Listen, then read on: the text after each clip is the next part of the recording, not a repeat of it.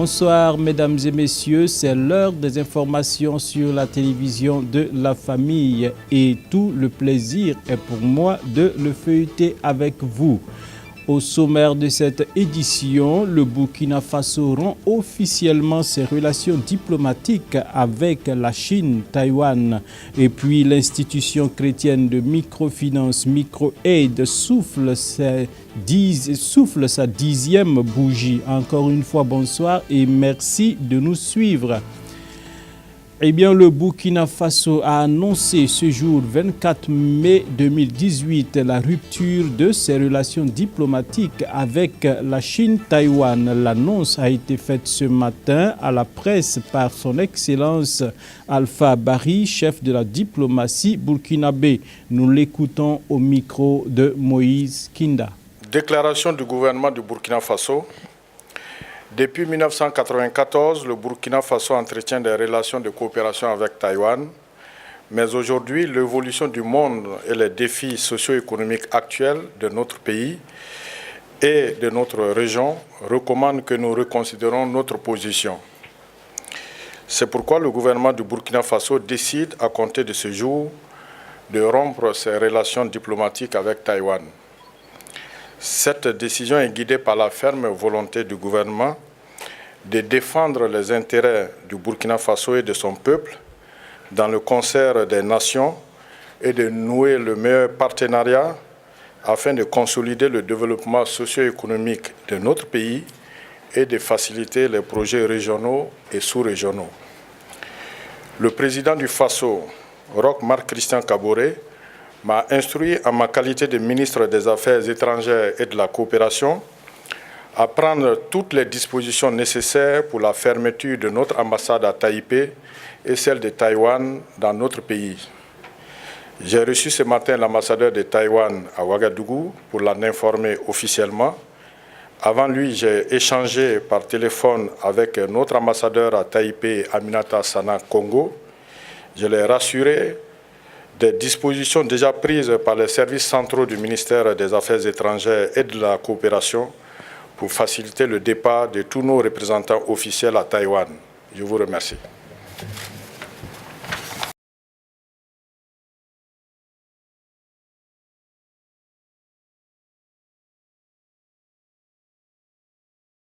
Aussitôt le divorce consommé entre Taïwan et le Burkina Faso que le drapeau de la Chine populaire flotte sous le ciel burkinabé. Autrement dit, le Burkina Faso entend donc régulariser sa situation avec la Chine populaire. Pour le point focal de la Chine populaire, il était vraiment temps. C'est un grand jour pour le Burkina, un grand jour pour le peuple de la Chine. Et vous savez, au niveau du Burkina, il y a beaucoup de défis à relever. On dit qu'on ne soit pas la fièvre, ou du moins on ne soit pas le palu, on ne soit pas comment on appelle ça, on ne soit pas un cancer avec de l'aspirine. Il faut des grands moyens. Aujourd'hui, le Burkina a besoin de partenaires sérieux, de partenaires stratégiques, de partenaires de renommée mondiale, comme la République populaire de Chine. Et je pense que c'est une bonne initiative, à l'instar de presque tous les pays africains qui ont eu le courage et la vision de rétablir leurs relations avec la République populaire de Chine. Il n'est resté seulement que le Burkina. Donc aujourd'hui, le Burkina a fait le grand choix pour l'avenir, le grand choix rétablir l'équilibre géopolitique dans le monde. Bon, les amis, qu'est-ce qu'on dit, qu'est-ce qu'on gagne? Qu'est-ce qu'on gagne concrètement? Vous avez dit voilà, que c'est stratégique et qu'il faut les grands moyens pour soigner le cancer. Alors, c'est quoi concrètement? Aujourd'hui, le Burkina a besoin de beaucoup de choses. D'abord, nous avons besoin d'avoir des routes. Aujourd'hui, nous souffrons des délestages, nous souffrons de manque d'eau. Nous souffrons beaucoup des voies d'accès. Nous souffrons aussi des manques des hôpitaux. La Chine a les moyens, la Chine a l'ambition d'aider le Burkina dans ce sens, dans un partenariat gagnant-gagnant et de développer l'économie du Burkina. Aujourd'hui, regardez autour de nous, les États-Unis, ils s'endettent auprès de la Chine. Les grands pays européens s'endettent auprès de la Chine. Ça veut dire que la Chine est incontournable dans ce monde. Et aujourd'hui, le Burkina a fait un bon choix et la Chine à coup sûr s'engagera à aider le Burkina dans son développement rapide. L'institution chrétienne évangélique de microfinance pour un appui aux initiatives de développement micro-aide a lancé ce jeudi les activités entrant dans le cadre de la commémoration de ses 10 ans d'existence. 2008-2018, ce sont plus de 2 milliards de crédits et d'aides financières qui ont été octroyés à plus de 5000 adhérents. Les précisions avec Delphine Banissi et Dieudonné Koumsara. 2008 à 2018, voilà 10 ans que l'institution chrétienne évangélique de microfinance pour un appui aux initiatives de développement micro-aide contribue au bien-être de la population de la capitale. Avec seulement une cinquantaine de membres au départ, l'institution financière compte aujourd'hui plus de 5000 adhérents issus de divers secteurs d'activité. Pour ce jubilé de bronze, le bilan est satisfaisant selon le président du conseil d'administration. 10 ans, nous rendons grâce à Dieu pour tous les résultats que nous avons pu engranger. Comme vous l'avez suivi, nous avons commencé simplement avec une cinquantaine de membres. Aujourd'hui, nous dépassons les 5000 membres. Nous avons pu octroyer près de 2 milliards de francs CFA de crédit pour les adhérents. Et également, nous avons pu aussi sensibiliser, intervenir dans le domaine de l'éducation économique pour que les citoyens puissent aussi savoir épargner pour pouvoir durablement financer leurs activités. Au-delà de cela, nous avons aussi des produits spécifiques comme les produits dans le domaine de l'éducation où plus d'une centaine d'écoles ont été financées pour près de 700 millions de francs CFA et cela a permis d'augmenter l'offre en infrastructure scolaire et ce qui a permis à beaucoup plus d'élèves de pouvoir accès à l'éducation. Et nous accompagnons également les acteurs qui sont dans ce secteur-là avec des formations spécifiques pour que ces écoles qui bénéficient de ces financements soient des écoles d'excellence et qu'ils offrent une éducation de qualité et un cadre d'accueil qui permet donc aux élèves de pouvoir étudier dans de bonnes conditions. Que d'acquis engrangés, que de réalisations réussies avec le principal partenaire de micro-aide, à savoir l'organisation chrétienne Edify basée en Californie aux États-Unis. D'une main associative, les deux maisons financières ont accompagné une centaine d'établissements avec différentes sortes d'aides financières. Nous travaillons ensemble pour lever des fonds aux États-Unis et de travailler avec eux, d'avoir la possibilité d'avoir des crédits aux fondateurs des écoles. Nous ne donnons pas de l'argent, mais c'est sûrement un crédit parce que pour améliorer leur salle de classe, de construire des salles d'ordinateurs et d'avoir des solutions technologiques. Pour le représentant de la ministre déléguée chargée du budget, c'est une œuvre à saluer car contribuant au développement économique et social de la population. Féliciter Micro-Aide pour toutes ces actions qu'ils ont eu à mener. Il faut surtout les encourager parce que 10 ans dans la vie d'une institution telle que Micro-Aide, ce n'est pas du donné.